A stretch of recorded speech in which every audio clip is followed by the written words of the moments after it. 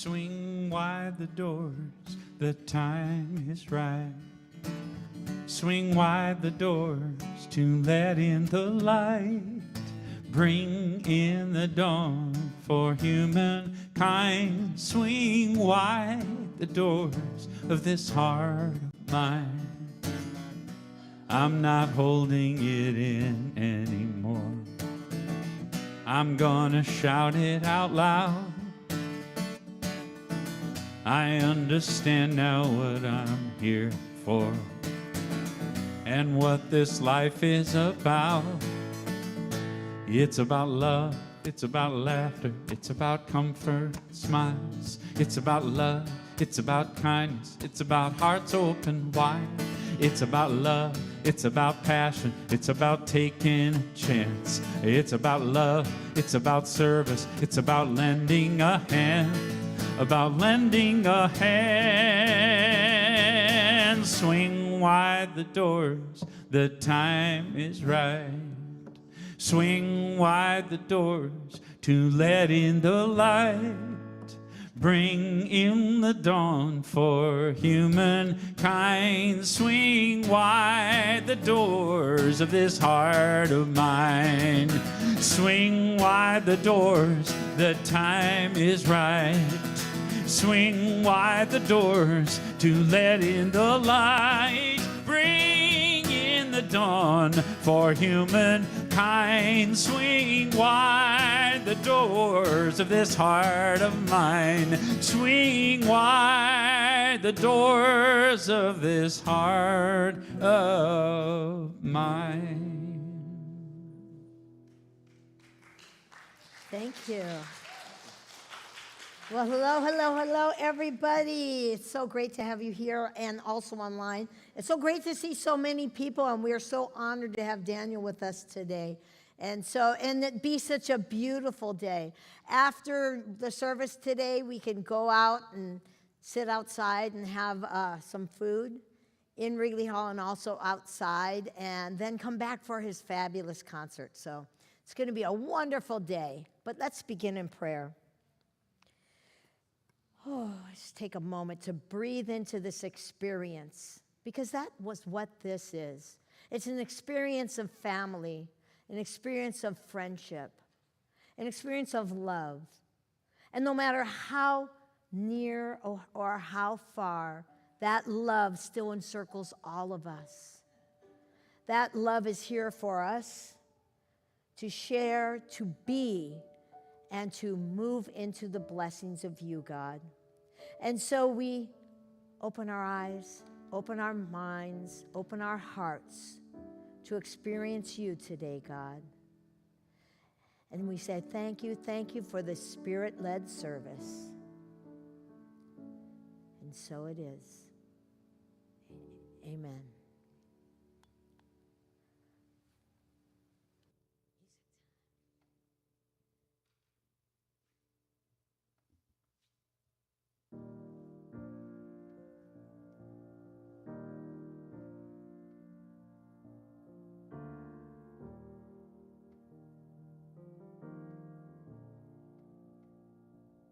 Get ready, my soul.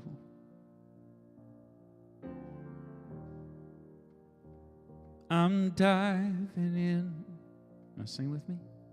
Get ready, my soul. I'm diving in. I'm diving in to the deepest kind of love, the sweetest kind of life, to the sweetest kind of life. Get ready,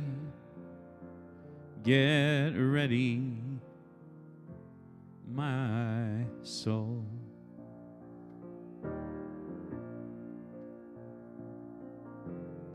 Everything I've ever done, everything I've ever seen,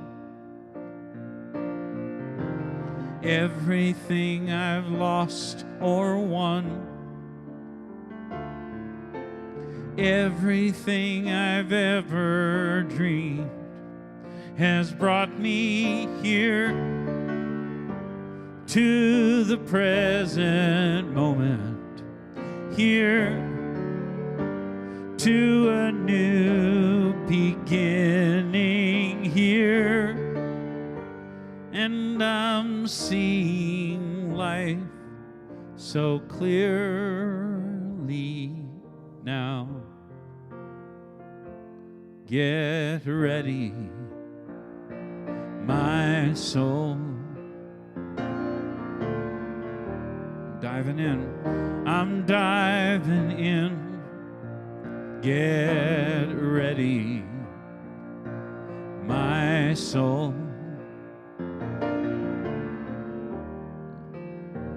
I'm diving into the deepest kind of love, to the deepest kind of love, the sweetest kind of life, to the sweetest kind of life.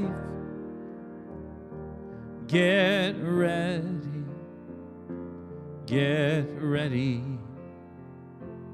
my soul.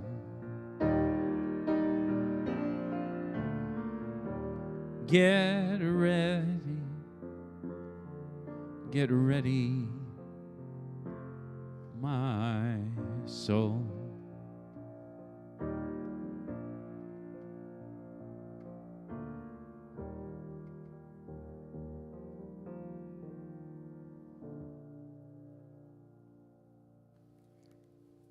Thank you so much. Are we ready? Are we ready to have a greeting? To get up and greet each other and to be this family, this presence. Our greeting today is, I see the love of God in you. Let's stand up and greet each other. I see the love of God in you.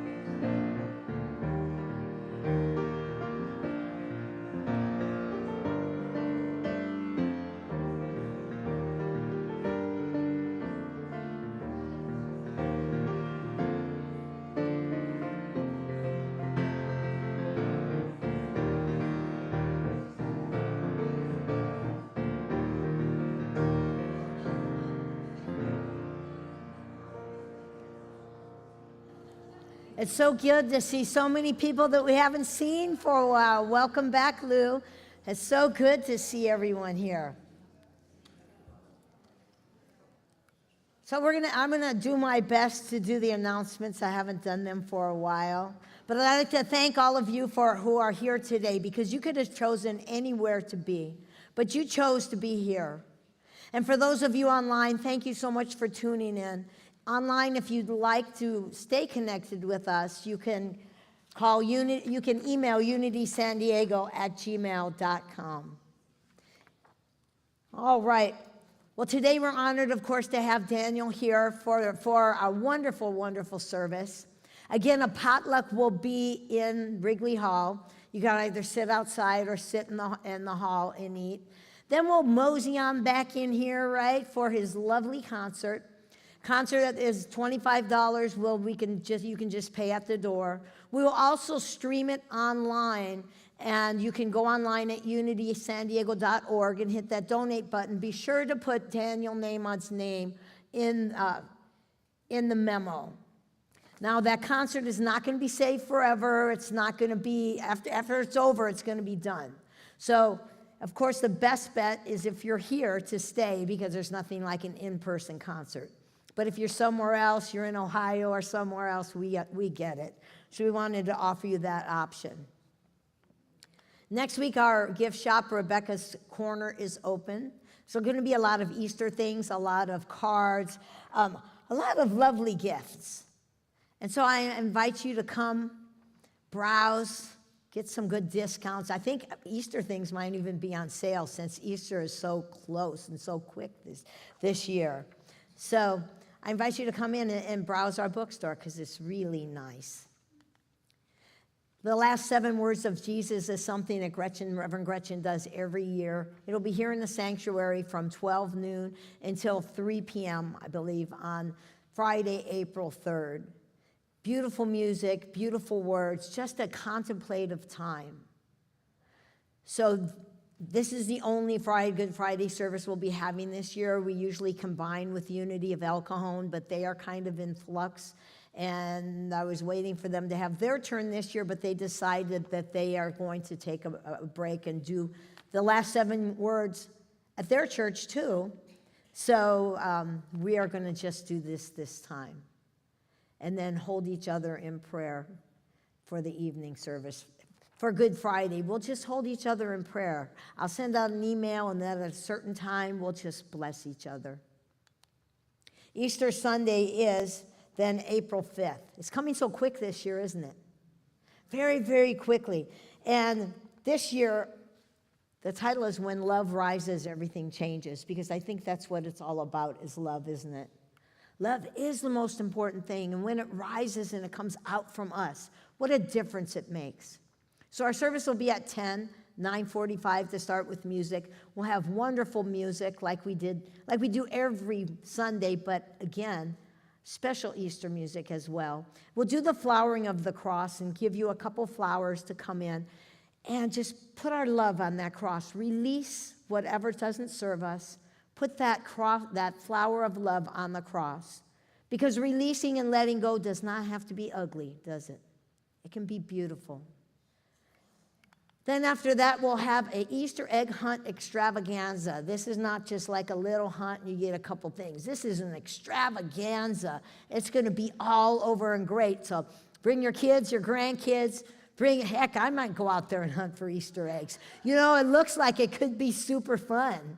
So that's one of my favorite holidays. I've always had so much fun stuffing eggs, you know, stuff 2 eggs, eat some chocolate, stuff 2 eggs, eat some chocolate. But I'm not stuffing them this year. So anyways, it would be a great time. I think Julie might be looking for donations of wrapped candy. If you would like to bring any next week, that would be great. And our talk to a board member for comments, praises, questions, concerns is our board president, Iluna Padilla. She's in the back, and she will be walking around Wrigley Hall. You can let her know what's on your mind. So we really appreciate that. If you are online, you can email unitysandiego@gmail.com and put "talk to a board member" in the subject line. Whew. I guess I'm doing okay. Linda, do I pass if I knew you were here, I'd have you do it. She's one of our wonderful announcers. Okay, so here at Unity San Diego, we have a really great prayer line. So you can call in, leave a message. Monday through Friday, you'll get a call back. We also offer that in English and Spanish. So that's pretty new. It's been the last few months. We are working on getting a text to prayer. We haven't gotten there yet, but that is next in the queue of what to do. So you also have those prayer cards that are in front of you if you'd like to drop them in the prayer box or the offering basket as it goes around. We know Unity's founded on prayer, and so pray up. Pray. Every word, every song, everything is a prayer. So just put your prayer requests in. Our prayer ministry, which is our chaplains, pray over it for 30 days. All right, and our prayer chaplain who will be here today for one-on-one prayer with you is Reverend Gretchen. She'll be over by the stuffed animals. We still have some room for a couple people to fit. till we get more stuffed animals to send to Mexico. All right, now I'm going to let you go and sit down here so I can enjoy Daniel's meditation hymn, his meditation, and then the service. Thank you.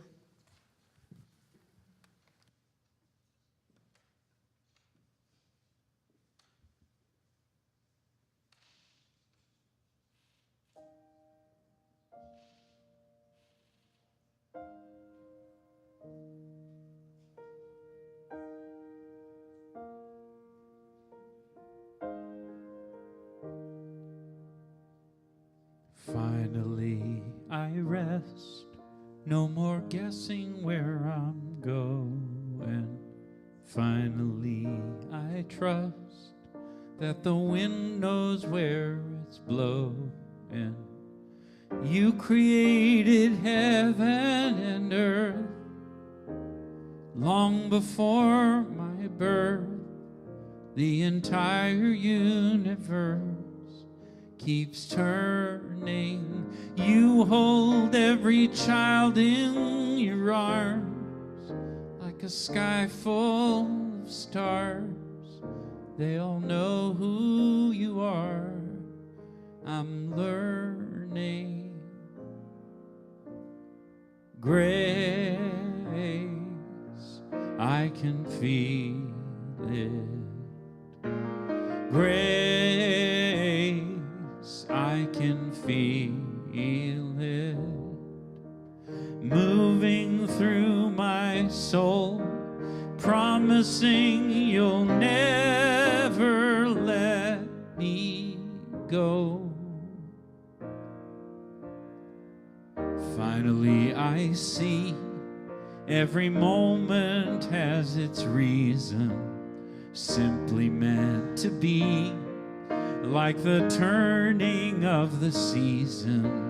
You created all with your hands. I need not understand the invisible plan.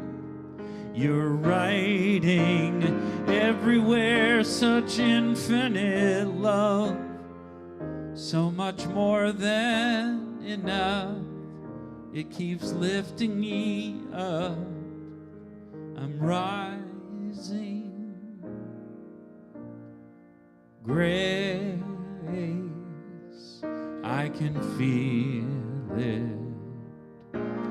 Grace, I can feel it moving through my soul, promising you'll never let me go. Grace, I can feel it. Grace, I can feel it moving through my soul, promising you'll never let me go. Oh, grace.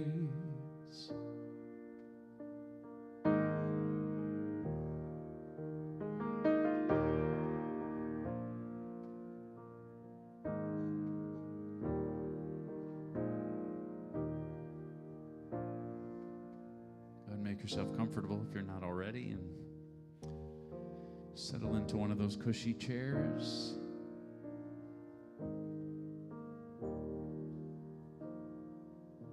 Take a second to appreciate the air conditioning, the soft lighting, the friendly company, the warm welcome, the open doors,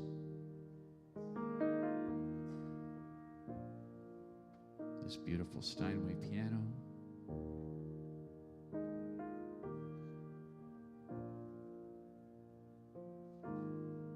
this beautiful day,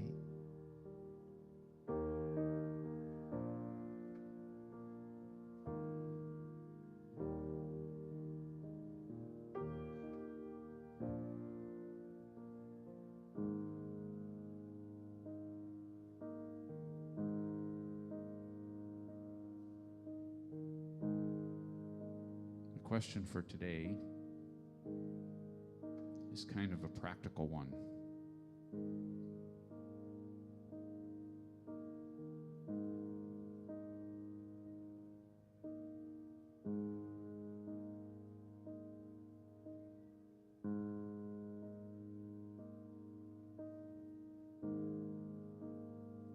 The question is, do you believe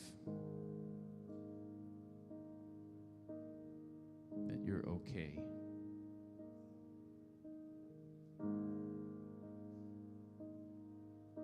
Fundamentally.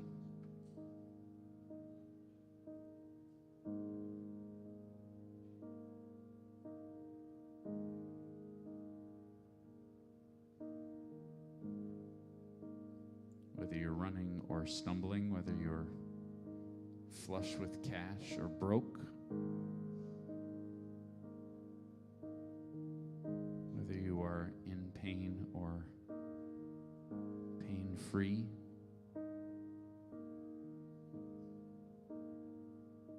whether you are surrounded by people you love or lonely.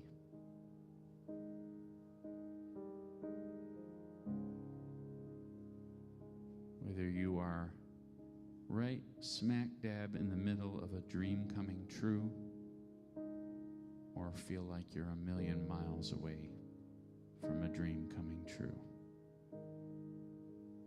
Do you believe, do you actually think that you're okay, or do you think that there is a whole and a broken, and you're one or the other?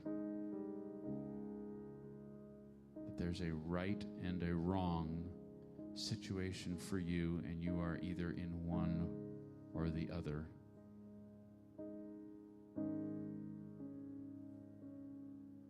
That if you take a chance, take a leap, apply for the job, ask the guy out,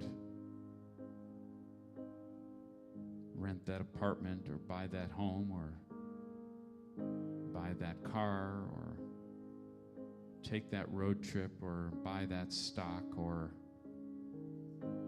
sign up for that gym, that there's going to be a moment where it is all right or all wrong. Do you believe that you're okay however it goes?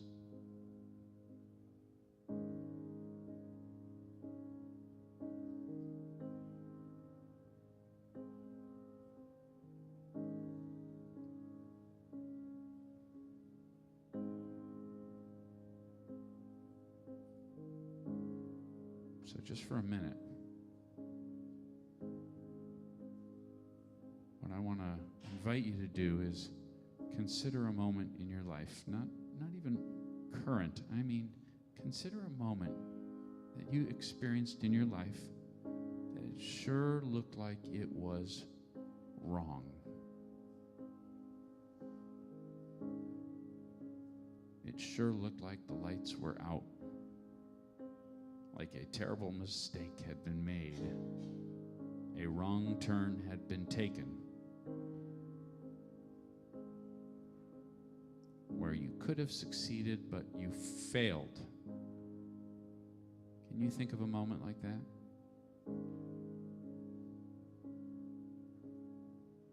Now play it forward in your mind just for a few seconds. And ask yourself, with the benefit of hindsight, with weeks or months or years or decades or even generations having passed since that seeming mistake, that all went wrong moment, that this is bad news unequivocally moment, ask yourself, did it in fact turn out to be all bad? Or did it turn out to be okay?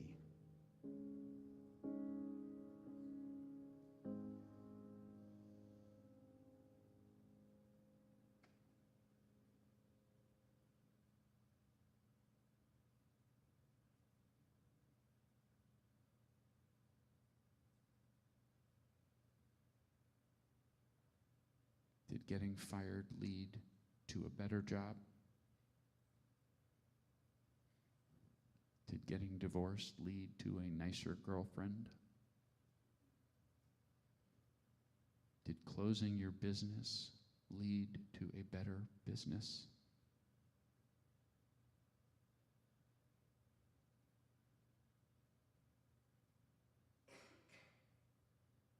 Did the surgery lead to a slower, more peaceful life?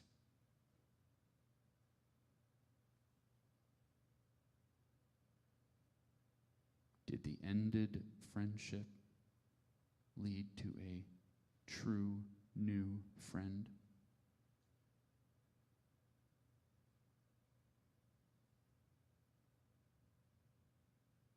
Did getting kicked out of the nest lead to you making your own nest?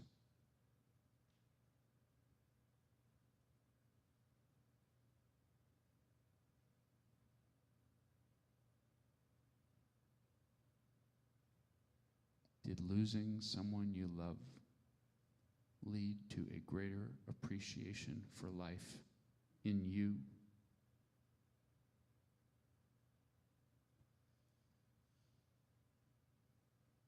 I'm not saying it looked all bad and it was all good. Not saying that. I'm saying, ask yourself, was it a bad outcome? Was it all wrong? Was it 100% a failure? Or was there more to the story than you could see or perceive at the moment? Do you believe that you are okay, or don't you?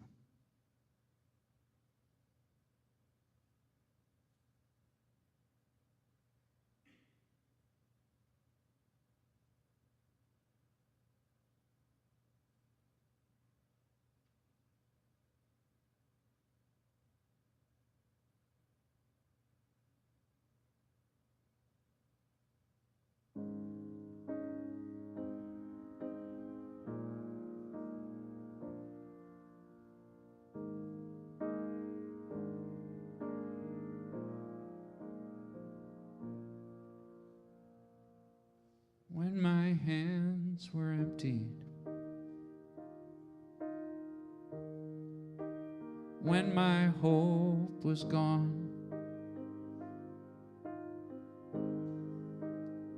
I couldn't help but wonder, what had I done wrong? But even though my heart was broken, there was no need to despair, 'cause a vessel must be open to put something better there. Oh yeah. Into my empty hands, gently you poured new life for me. Yours is a perfect plan. The ups and the downs were meant to be. Now I understand you needed my empty hands.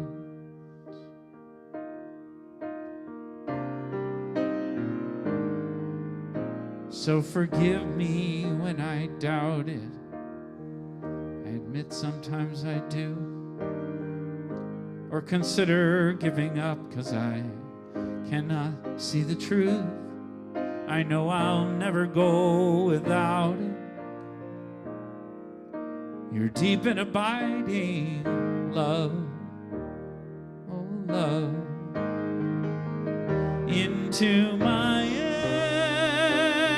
empty hands. Gently you poured new life for me.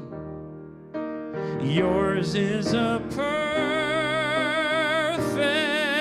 plan. The ups and the downs were meant to be. Now I understand. You needed my empty hands.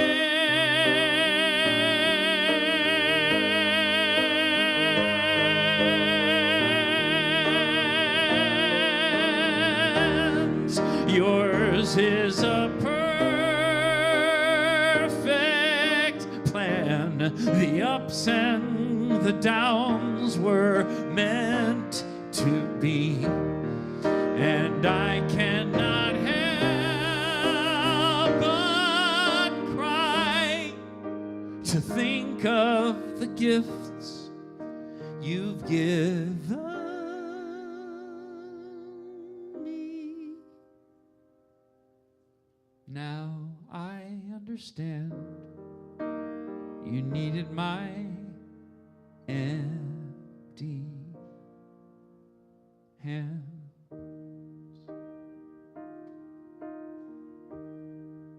So thank you for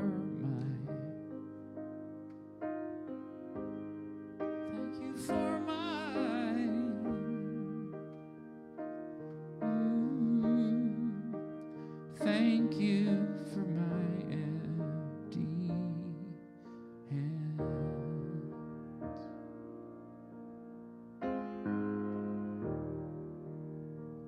Grace, grace, grace, I can feel it. Grace, I can feel it moving through my soul, promising you'll never let me go. Oh, grace.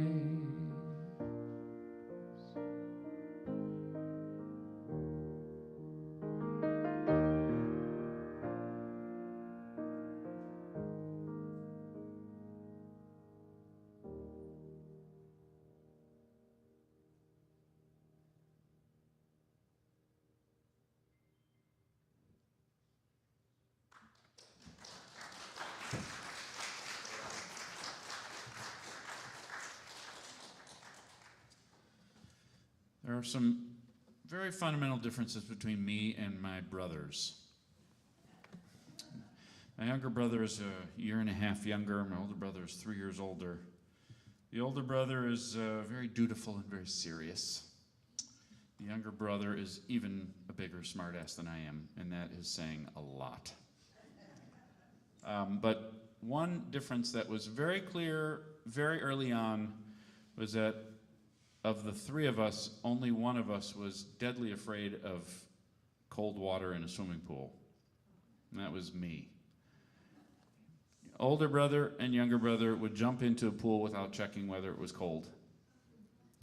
And I had some major problem with doing that, so much so that I basically wouldn't swim if the water was cold. And I'm sure some of you are like that, right? Some of you are the fearless kind, and some of you are the dip a toe and say, oh, no, that's not happening kind. And I was the, oh, no, that's not happening kind. And it is kind of a bummer to be that kind, you know. It makes going swimming more nerve-wracking for me than it is for my brothers, you know, because they just know they're going to put on their bathing suit and jump in. Actually, my wife is the same. She just jumps in. In fact, she doesn't check the water. She just jumps in.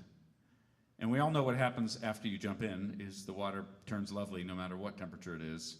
And then you have fun, while the lame ones like me are on the side of the pool watching and thinking, I wish I hadn't checked how cold the water was, because there's no way I'm getting in that water. And the most dramatic experience of cold water I ever had My dad is he's always wanted his boys around. Okay, he has 3 boys, right? I'm 100% sure my mom wishes one of us was a girl, but you know, it was 3 boys. And my dad is a biker and a jogger. Still, he's 86. He still jogs 3-4 times a week, slowly, but jogs. And there was a summer a long time ago. I don't remember when.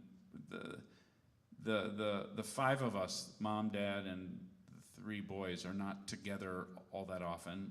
David and I live, younger brother and I live in LA area. I live here in Orange County. And Jack, the oldest one, is over in New York. And then my parents are in Chicago, where we grew up. So that is quite a spread. We're not together that often. And one year, my dad had the idea to go on a long, multi-day bike ride with his boys. I don't remember what inspired it. I only know that he offered to pay for it, because otherwise I couldn't have done it. But so he flew all 3 boys. We were in Vermont. And the reason I remember Vermont, and this will tell you more about me than you probably want to know, is that I remember very distinctly taking a tour of the Ben & Jerry's factory, which, if not the highlight, was definitely one of the highlights of the trip for me. So what we did is we had this bike ride for like 3 days, and every day we biked like 20 or 30 miles. And then we'd stay in a hotel that night and then do it again the next day for several days. And what you do is you gave your, I don't know who handled it. Somebody handled our luggage and like took it to the next hotel. It's pretty shishi idea, pretty cool idea. So you get on a bike in the morning and you ride all day, and you hobble into the hotel that night. And actually, apropos of nothing, some of you will relate to this. I can actually tell approximately when it was. It had to be like somewhere around 10 years ago, because it was the first. Has nothing to do with anything I'm talking about, but I just remembered the experience, and maybe some here will relate to this one. It was the first time that my dad's boys, when we weren't boys anymore,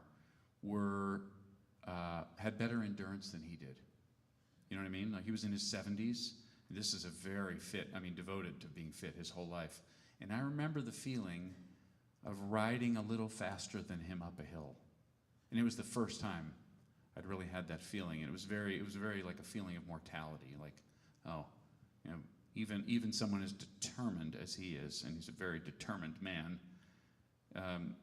can't push beyond just natural limits of age and so on.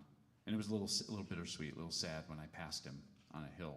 And I'm telling you, there are a lot of hills in Vermont. It was nowhere near as fun as it sounded in advance, because, you know, you learn the hard way that every time for every delightful downhill, you have to go back uphill. And my God, riding regular bikes, there were no electric bikes back then, just riding a bike up a hill, man, it sucks. It was brutal. And at the end of one of those days, there was a lake, like an actual natural, probably a mountain lake, near this hotel where we were staying in Vermont. And of course, it was a swimming hole. It was not a tiny lake. And everybody got very excited to jump in the water, except me, because what I wanted to know was how cold it was. And the answer was cold. I mean, the water might have been, if in my mind, I'm thinking they had a little chalkboard that said 59 degrees. I'm thinking it was 59 degrees. I don't think I made up that number. And I see a couple of you cringing. And yes, that was me. So what did my younger brother and my older brother and my father promptly do at the end of like 30 miles of biking? Jump right in. And what did Danny do? Stood there like, hell no, I am not going in that water. And then I had the thought, this was a long time ago, and I would, just a caveat, that I would have the same struggle today, so it's not like I've worked this out in me. But I did stand there and think to myself, I will never be here again. I am robbing myself of and it was beautiful, right? Beautiful setting. I am robbing myself of this experience for fear of the cold water. And clearly, from the fact that everybody else is swimming, I will survive if I jump in. It's not actually dangerous, it's just cold. And they don't even seem to mind it. So if it's cold in the first couple minutes, it won't stay that way. And I did jump in that water. And I swam. No. That is not worthy of applause. Very nice of you. No. I did jump in that water, and I swam with my brothers and my dad, and there was a little dock in the middle, like a pallet floating in the water that you could swim up to, and it was awesome. Now, when I think about, like I say, whether I really learned that lesson, only kinda. So, in a very different example, but not all that dissimilar, emotionally not all that dissimilar, was I came to LA to write songs, and my intention was always, this is 27, 28 years ago now, to get my songs into the hands of some of the world's great singers to see if some of them would sing them. You know, it's actually not only deeply, deeply artistically satisfying, it would be. I mean, my wife reveres the great woman singers. And especially Celine Dion. But there's others, brilliant singers, Barbra Streisand and that sort of thing. And I've always thought, man, she would really think I was a decent guy if one day we turned on the radio or pressed play on a CD and Celine was singing one of my songs. Then she might actually, no, I'm kidding. She does like me, I think. I think she likes me since we've been married for 17 years. One can only hope she likes me. But it has always, or actually another thing that I always wanted was, sounds random, but my boy is 14. I wanted him to one day turn on the radio in the car and have it be a song I wrote. Not that I'm singing, I don't care. Again, really don't care. Just that I wrote, that somebody was singing. Because it's a moment that you could never take away from him. It would be something that would, you know what I mean? He'd be telling that story. It would matter. It would be a part of his life. Never mind the fact that there is a professional career as a songwriter for some songwriters. That is to say, they don't sing their songs. Nobody knows their name. Nobody knows their face. They're anonymous walking down the street. And they have written songs that you and I know by heart and love.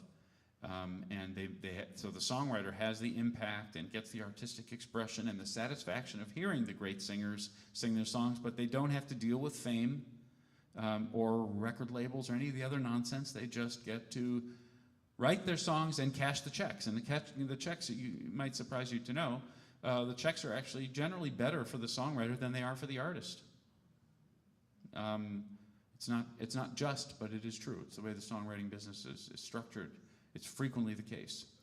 So here's my question: if the music industry, and specifically like all these artists who I imagine singing my songs, I've got songs for Bonnie Raitt and for Celine Dion and for rock bands, The Fray, and I've got songs. I've written them. They're good. I don't know if they're good. I think they're good. And ask me how many times I have jumped into the cold water of sending them out to artists or producers or record labels or talent scouts or the dog walker's brother's cousin of Celine Dion, or I've got songs for Kelly Clarkson. Ask me how many times I've gone to the show and waited off the side stage door to see if I could meet her and hand her a song. Ask me. Go ahead. How many times?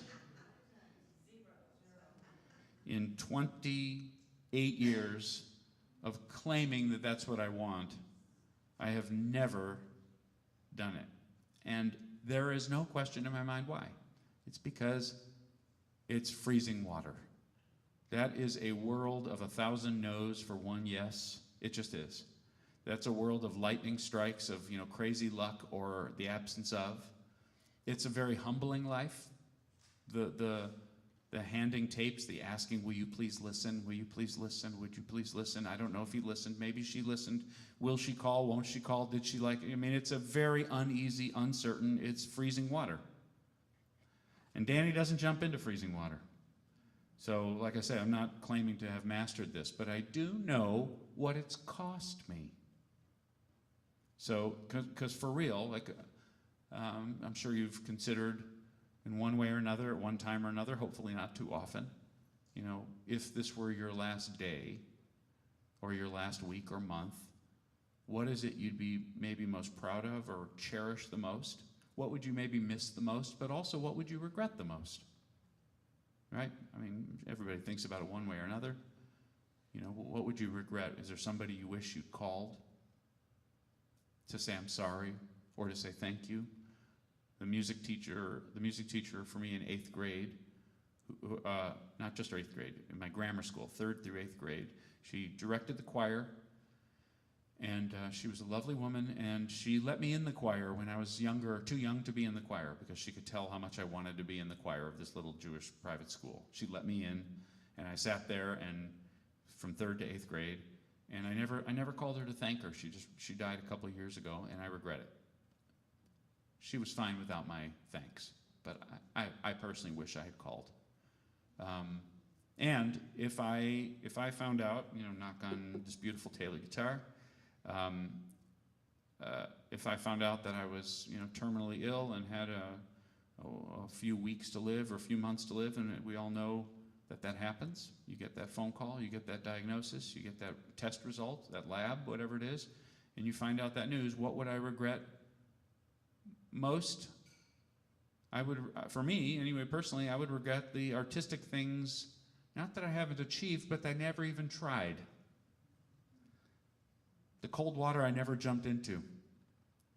Honestly, that would be my regret, that I never even tried to get, I never even went for the 999 rejections so I could get to the one yes, you know.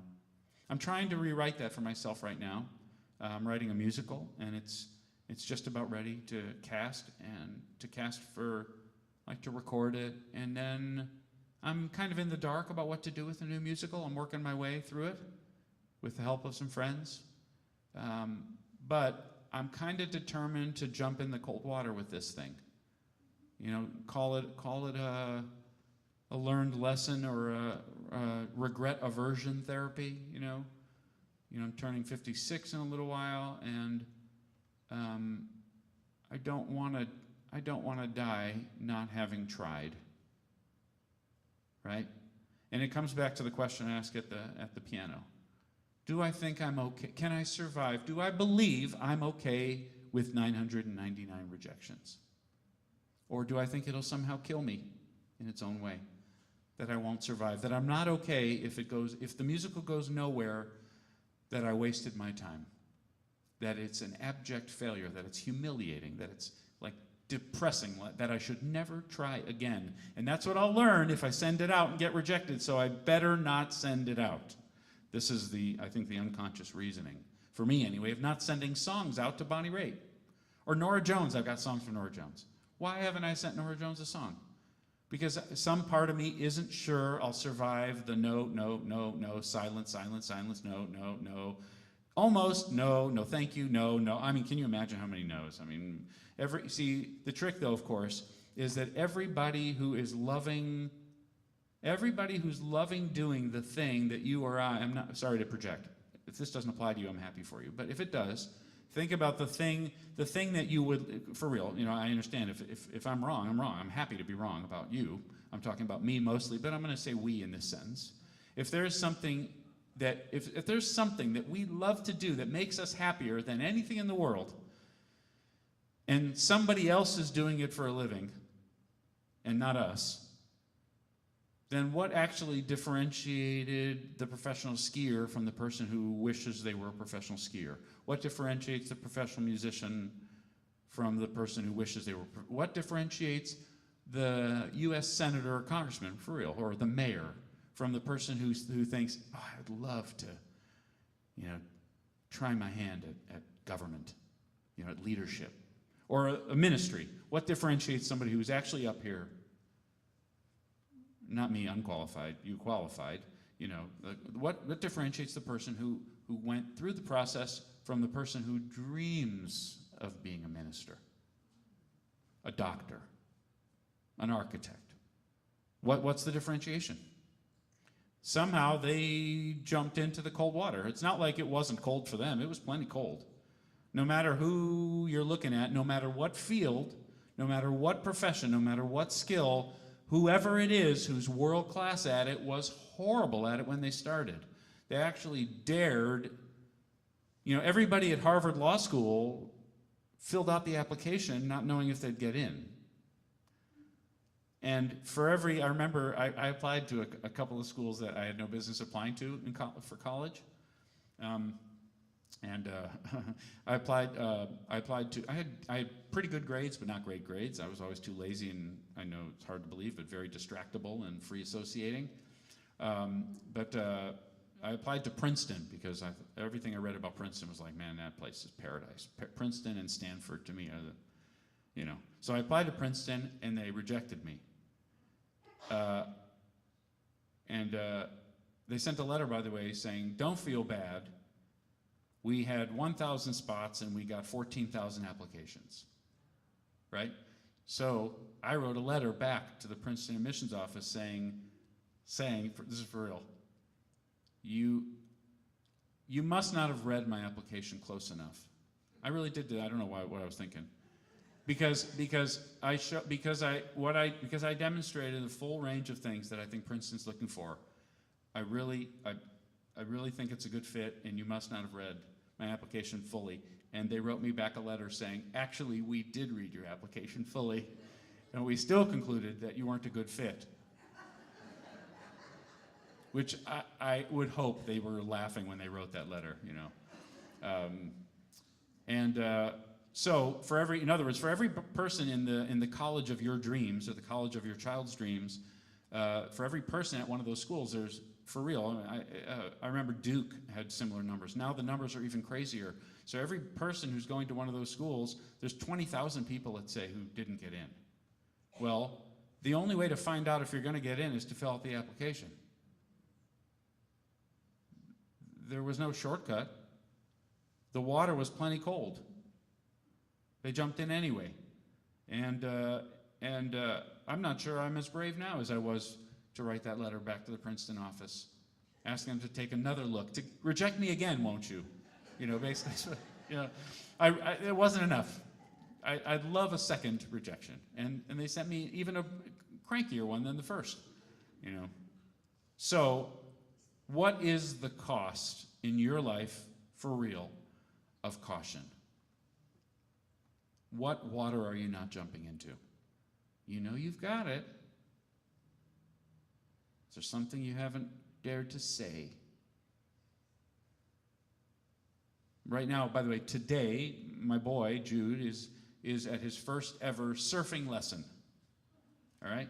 Now, you can guess how I feel about surfing now that you know how I feel about cold water. So I moved here in 1998. Ask me how many times I have surfed. Right. In fact, ask me who is the last person to go in the water when the little Nahmod family goes to the ocean. Because the water's cold. Because the water's cold. I told you I didn't master any of this. But today, Jude is taking a surfing lesson, right? Well, there are professional surfers, probably today in Huntington Beach, who are showing off their moves, riding giant waves, and it's very impressive. Well, when they started, they were horrible at surfing. So it's kind of interesting, by the way, again, apropos of nothing, but Jude is actually kind of looking, and maybe this applies to you actually, come to think of it. Jude is actually looking for something that he feels like he could be good at. So he took some tennis lessons, and he concluded, not quickly, after like 10 or 12 tennis lessons, he concluded, I'm never going to be very good at tennis. I'm going to try something else. Okay. But you know what? Taking 10 lessons, sucking at tennis for 10 hours, that's a gutsy choice. That is, in fact, jumping in the cold water. And I have never stood on a surfboard and fallen off, which we all know I would do. What surfboard have you never stepped on? I'm not here to be superior. I'm just saying, is there a surfboard you've never stepped on because you knew you'd fall off? school you never applied to, a profession you never tried for, a dance step you never dared to try to learn. You never took Toastmasters because the thought of speaking in front of an audience mortified you. Even though, as you know, and I know, anybody you've ever heard who's comfortable speaking in front of a crowd was terrible at it when they started. Every stand-up comic, they all have the greats in the world. I've only heard one exception. The only exception I've ever heard is Dave Chappelle. But every other comedian I've ever heard, and I'm an aficionado of that art form, and I love the great stand-up comics, they will all tell you the stories of the bomb after bomb when they first get up there. The closest I've ever heard to somebody who said he never bombed was Dave Chappelle. He got up, he said, and he laughed when he says it, but he said, I didn't bomb my first time. I knew I was in the right place. But Jerry Seinfeld was in the right place, he didn't know it yet. Adam Sandler was in the right place, he didn't know it yet. George Carlin was in the right place, he didn't know it yet. It's cold water. So what's the hidden, so can you be too careful in life? The pandemic was very much an exercise in caution for everybody. We avoided everybody and everything. The story shifted dramatically over the course of that kind of very moderately miserable year and a half. But the story was always about finding the safe place to be. And so wherever we were told on any given day or week or month what was safe is what we did. We chose caution as a kind of a primary value. But do you or I choose caution as a primary value every day, unrelated to a pandemic, unrelated to a disease that could have actually killed you or someone you love? Do you choose caution over asking somebody out, quitting your job, looking for a new apartment? What's the cost of caution? Every story of excellence, every example of excellence starts with risk. Like sometimes actual danger, but definitely emotional, psychological, financial danger. Risking shame, risking judgment. One of the most amazing people, some of you, I know a handful of you for sure, in here watch my Facebook shows. I do every Monday night. You're always invited, 6 o'clock. And I recently talked about one of the more spectacular examples of jumping into cold water was a guy who had started in animation and then built his own studio by hiring the best animation artists that he could not afford, and embarked on creating the first ever full-length movie that was animated. No one had ever done it, and no one thought there could possibly be an interest in watching a cartoon for an hour and a quarter. And he drove his finances to the brink, in fact, past the brink, declared bankruptcy, mortgaged his home, went begging to bank after bank, and then Snow White came out and changed his fortunes. But not forever, because then he had another bug up his butt his entire life. His daughter will tell you that she heard her dad talking about him building, but he always talked about a place families could come, where kids could be kids, where adults could be kids, where everyone was safe and every day was magical.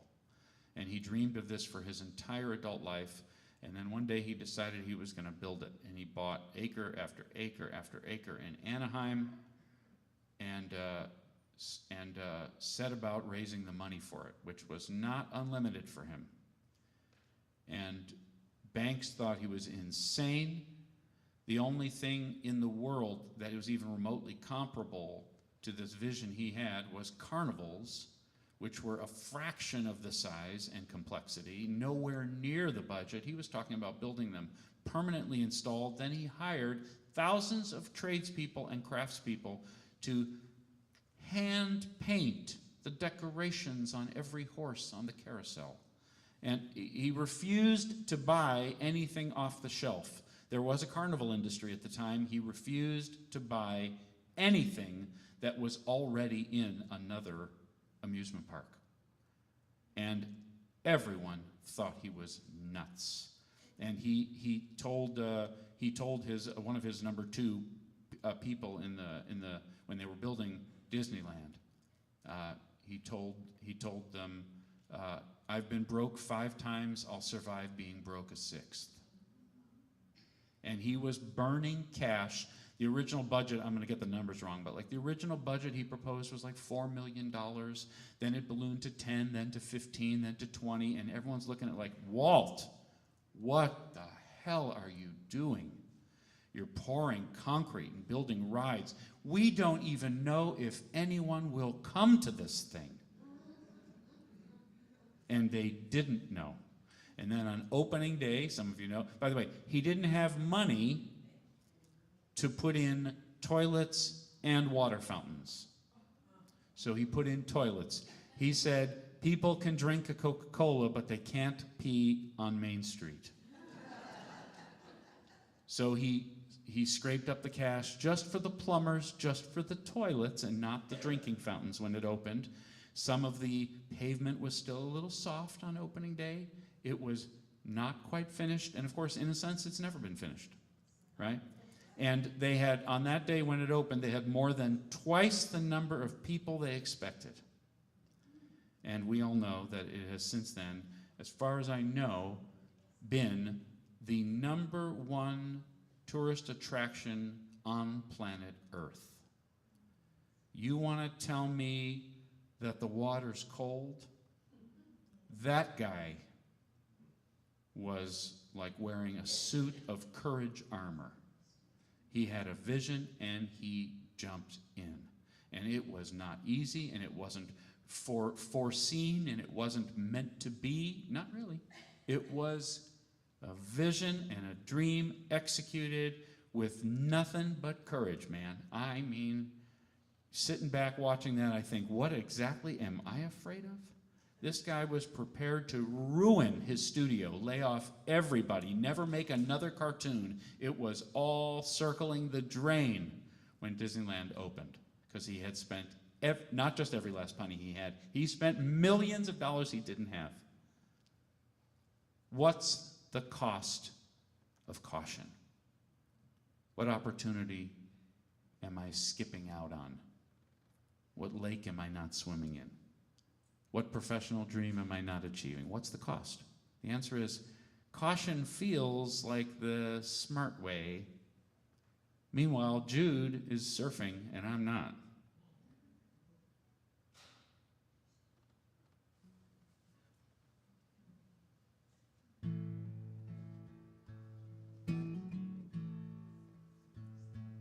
I'm through asking where I'm going. I've been asking all my life. I've grown tired of all this wondering when everything seems to turn out right. So when my mind needs something to do, wants to know the future, I whisper this: I'm okay. I've always been, and I'll always be that way. You want to sing that line with me? I'm okay. I'm okay. I've always been, and I'll always be that way. So here goes nothing. I'm taking a chance. I'm opening up, knowing that I'm in good hands. And here goes everything. It's all on the line. Oh, but I'm not afraid this time. Some say it's crazy, some say naive, to close my eyes and take the leap. but I know better, 'cause I believe even in the dark my soul can see. So when my mind plays its usual game, oh, my answer is always the same. Yeah. Here goes nothing. I'm taking a chance.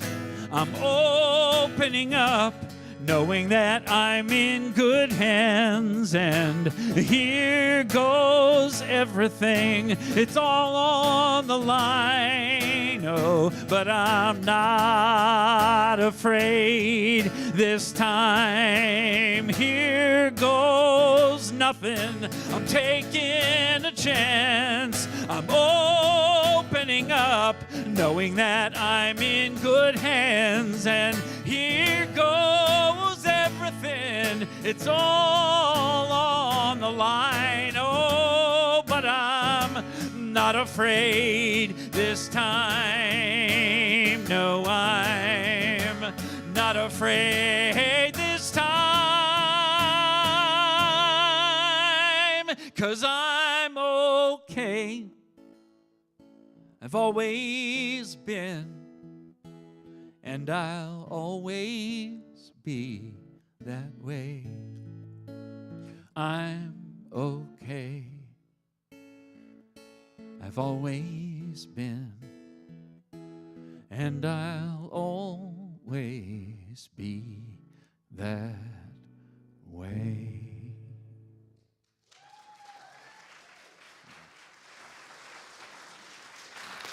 Thank you, thank you. Whew. Thank you, Daniel, so much. Well, next week, please come and join us for Palm Sunday. And yes, Tony, I will remember to put the palms on the floor. I forgot one year, yeah. So please come and see about 9:45 for our gathering music. Reverend Gretchen will lead our talk, which is called The Stones Would Cry Out. So please join us then. And now's our time for giving and receiving. And if you'd like to mail an offering in, I'm still emotional from that talk, Daniel. Our address is on the screen. If you're online, you can donate on our donate button. Just hit unitysandiego.org and hit our donate button.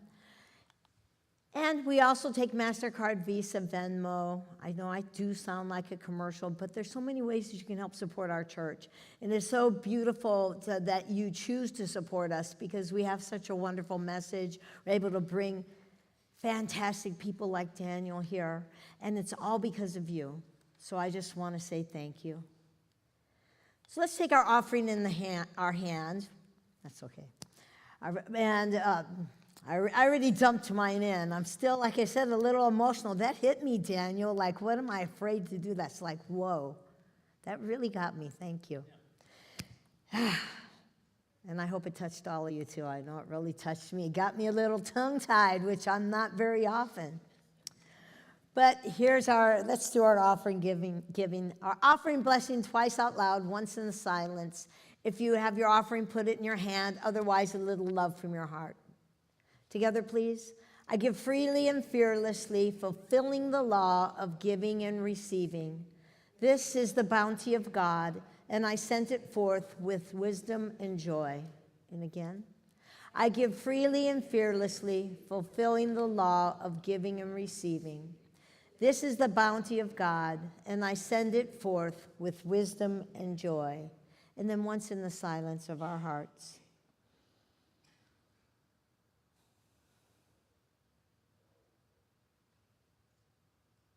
Mother, Father, God, sweet Spirit, we are so blessed for the time, the talent, the treasure, the blessings that we have, the blessings of each and every person that opens their hearts, opens their mind, steps out just a touch of their comfort zone and allows you in, dear God. We say thank you, and so it is. Amen.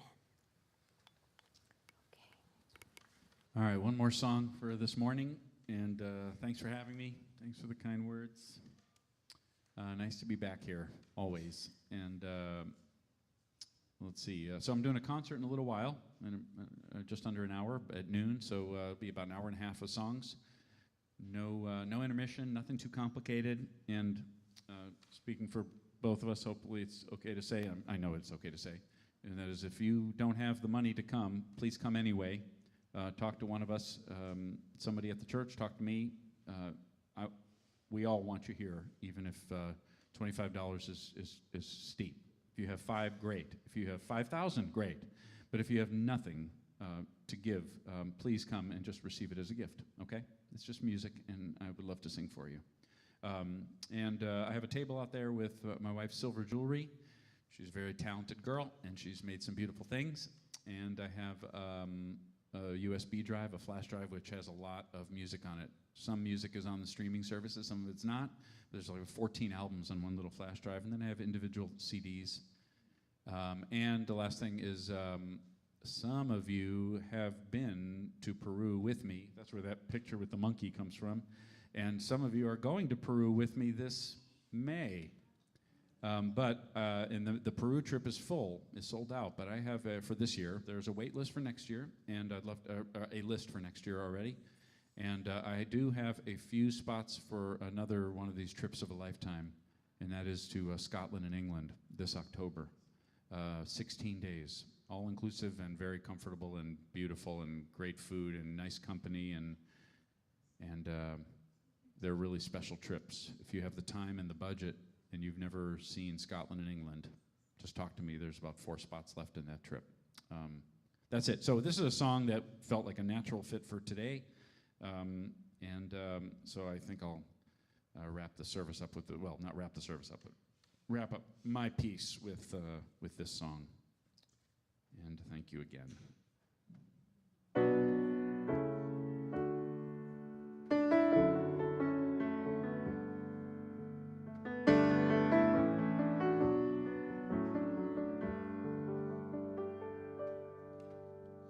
We've all heard this kind of story.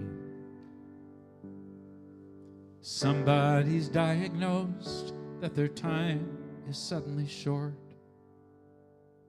And in the back of our minds, we wonder, what if that news was mine? Would we do more of the same with the moments that remain? Would we live like we were dying? Why wait? Why wait for that fateful fall, for that wake-up call? Why wait until it's too late?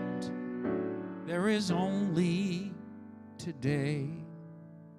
We've all heard this kind of story.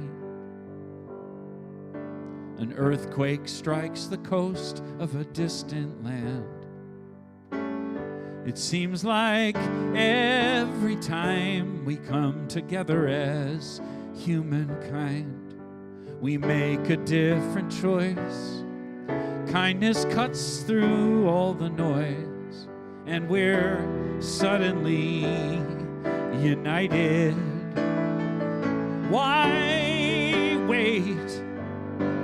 Why wait for that pouring rain, for that hurricane? Why wait until it's too late? There is only today. Why wait?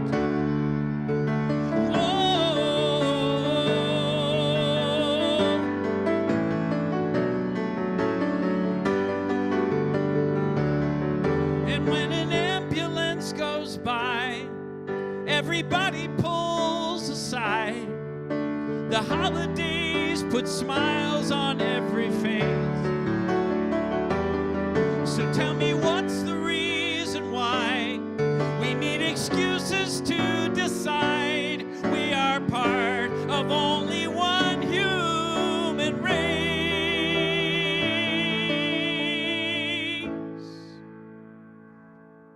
We've all heard this kind of story. Someone keeps her dream a secret all her life. Why wait? Why wait? And 'cause if we don't try, oh, that dream may die. Why wait until it's too late? Let the future fall away. Let regret evaporate. There is only today.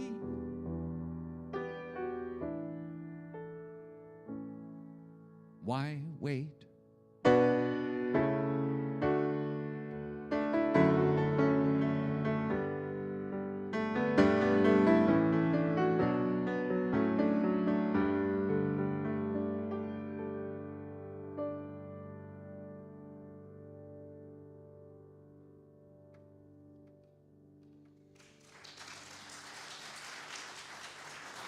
Wow.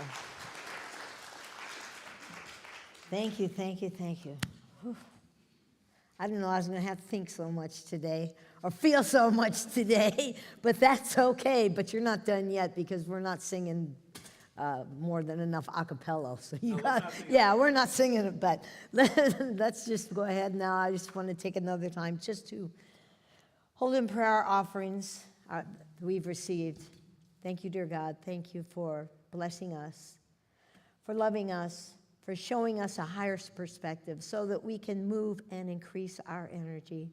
We can increase our flow, raise our consciousness. We pray for our prayers in our prayer box, in our minds and our hearts. We know every thought, every song. Every word we speak is a prayer. And we do our best. We will step out of our comfort zone and speak of positivity. Be that change we wish to see. And it begins with each of us. And we say thank you, God. And so it is. Amen. Here's a reminder that Reverend Gretchen, if you'd like one-on-one prayer, will be over by our stuffed animals. And now, will you give us some? I love those stuffed animals. Yeah, we take them down to the dump in Mexico. Yeah. Okay, more than enough. We can all stand and sing this.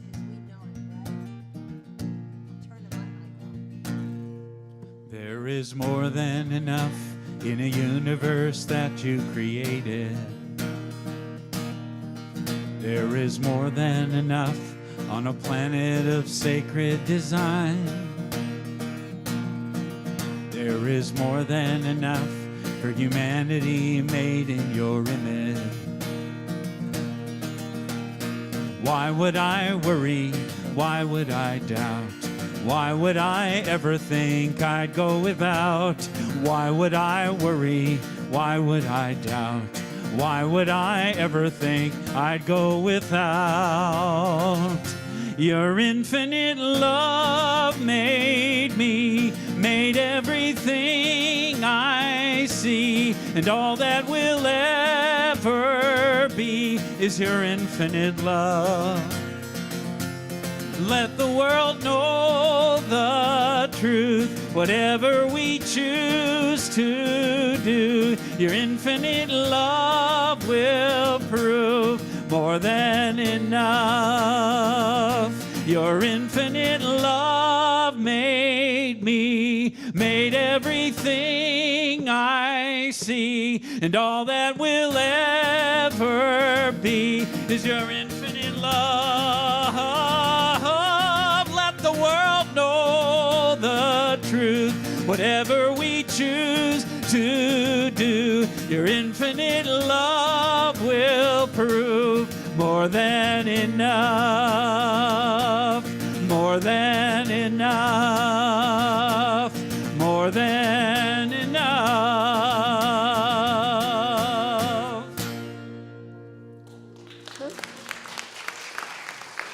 And And now our prayer for protection. Together, please. The light of God surrounds us. The love of God enfolds us. The power of God protects us. The presence of God watches over us. Wherever we are, God is, and all is well. Let's eat.